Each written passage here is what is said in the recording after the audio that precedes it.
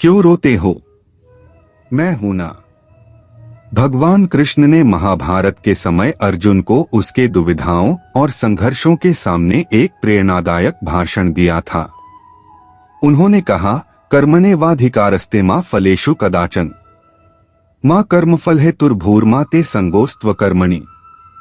इस भव्य उपदेश में उन्होंने हमें समझाया कि हमें केवल कर्तव्य का पालन करना चाहिए, फल की चिंता में नहीं पड़ना चाहिए।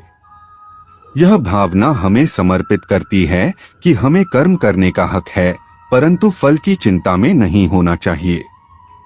भगवान कृष्ण ने यह उपदेश देकर हमें साहस और संघर्ष के समय में शांति और साहस बनाए रखने की प्रेरणा दी है।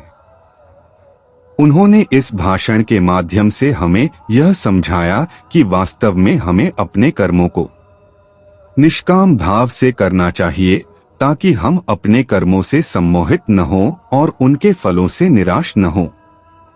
भगवान कृष्ण के उपदेशों में हमें समझाया गया है कि हमें सच्चाई के मार्ग पर चलना चाहिए।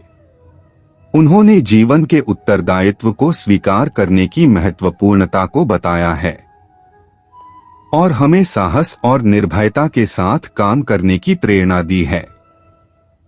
भगवान कृष्ण का उपदेश हमें यह भी सिखाता है कि हमें जीवन में संघर्षों का सामना करना है, परंतु हमें उनसे नहीं डरना चाहिए। उनका उपदेश हमें स्वीकार करने की क्षमता देता है और हमें उच्चतम आदर्शों की ओर प्रेरित करता है। इस भाषण में भगवान कृष्ण का संदेश है कि हमें सच्चे स्वर्ग की प्राप्ति के लिए अपने कर्मों का समर्पण करना चाहिए और वास्तविक सुख का आनंद अंततः अपने अंतरात्मा में ढूंढना चाहिए। भगवान कृष्ण के उपदेशों के माध्यम से हमें समझाया गया है कि हमें जीवन में संघर्षों का सामना करना पड़ता है, परंतु हमें उन्हें पराजित करने की क्षमता देने वाली उच्चतम सत्ता के प्रति विश्वास रखना चाहिए। उन्होंने हमें यह सिखाया है कि हमें समस्त कठिनाइयों का सामना करना चाहिए, परंतु हमें निरंतर आत्मविश्वास और संकल्प बनाए रखना चाहिए।